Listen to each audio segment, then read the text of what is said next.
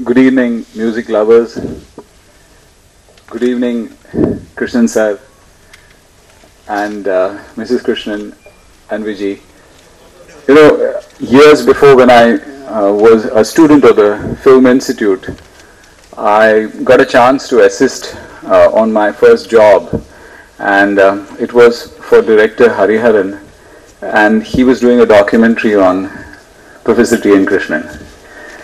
And the first time I went in as an assistant, I was doing everything like, you're like the fifth assistant. So you got to do everything like serving tea, putting the clap, writing. So are you on direction department? Are you on camera? You're on every department. So you're the runner on the unit.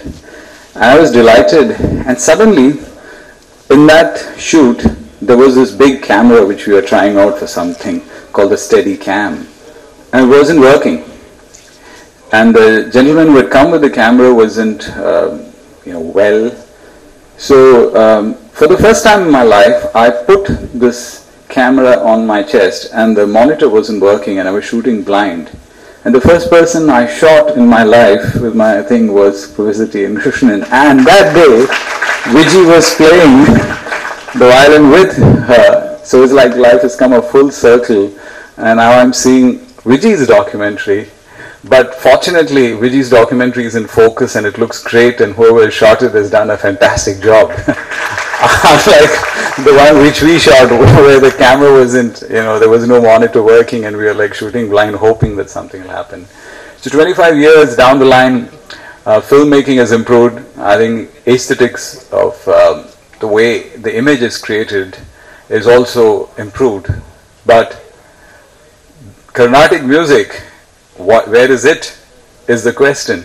So if you were to do conventional Carnatic music, you get a chance to play during those 14-15 days during December, and the rest of the time you have to go and hope for Cleveland Aradhana and some temple festival here. So music has to change and evolve, and I think it's a great thing that music is evolving and changing, because it's wrong on our part to ever imagine that music, as in Carnatic music, was like this always.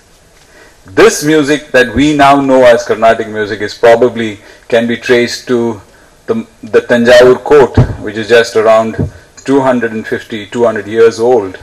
And Tanjavur was a great cosmopolitan center where they had great influences. This very instrument that you are playing, the violin, is not an Indian instrument.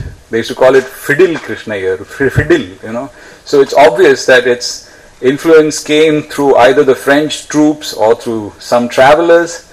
So music and musical influences came in literally across the seas. I mean, she calls it Malabar to Morocco. I love the alliteration of Ma, but more than the alliteration is her origins, and I always enjoy speaking Malayalam to Professor Krishnan, and Viji too speaks it fluently. So why did these Westerners come? They came for the spices, or through the spice route. And the moment she said Morocco, I remembered Ibn Battuta, the great traveler who kind of traveled through. And the first track that you hear, it just got my hair standing, because of course it's the big strong bowing that she does, which has been the trademark of her father too, where it's very difficult to know whether it's going up or going down, because it remains one note. For most other musicians, when it goes up and down, you can feel the bow changing, but it never happens in the TN Krishnan school, and that's one of the great strengths of bowing and the smoothness of the bowing. But what's interesting is in this video showing Vigneshwara, and gods themselves make journeys.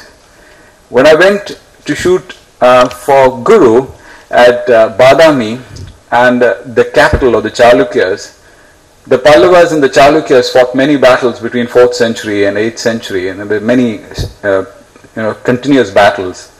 And Pulakeshi won, and the Chalukya king, they had these fights. And at the end of one of them, they got hold of their god from Badami and brought him all the way here. And that's why the most famous song in Hamsadwani has Vatapi Ganapatim Bajeham. Vatapi standing for Badami. And he who came from thing. So when gods have come from Maharashtra and resided so deeply in our hearts, so also the music. So I think the first bridge you make here is the bridge between north and south. And Hamsadwani is one such rag which is equally important in both the streams of music as well as its interpretation is pretty close, and the way the raga is interpreted remains beautiful. But in Carnatic music, when you look at it, you see so many of the ragas telling you from where they have come. Saurashtram, I mean, it's obvious that it's coming from Saurashtra. When you have Kamboji, you think, is it coming from Cambodia? I mean, where is it coming from? And then you say, no, it's not there. There's something called Hari Kamboji. So it's from here. This is from the land of Hari. So you have various indicators that music actually came from very many areas. So I love the second song, which I think is from something like Chakravaham, and I kind of know these ragams based on certain songs and identify it like Pavana Guru or, so you remember these things. But the most impressive is when you hear the Kiravani piece, and I was walking in Turkey, and when the muezzin called, it is the most beautiful experience walking in Istanbul, because each mosque calls in a certain raga, and you can feel the Kiravani, and that is so beautiful when it comes. And then, while Ibn Battuta made this journey, it is believed, of course, he came here and met the crazy Muhammad bin Tughlaq and wrote extensively about the tortures that he was doing and the craziness that he was involved in, and is sailing down and trying to reach China. And so the other big song, which is in the pentatonic scale, which you will see, is the Mohanam, has very distinct Far Eastern influences, because this journey takes you down to China. And then when you come back, all the shipping was possible with the monsoon winds.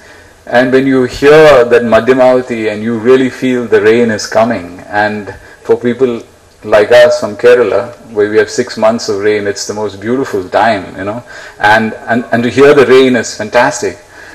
And then coming to the last two songs, in Kapi, and then finally having her father herself play with him during the Sindhu Bhairavi, which sort of again reconciles in this great devotional offering towards the temple sounds and all that.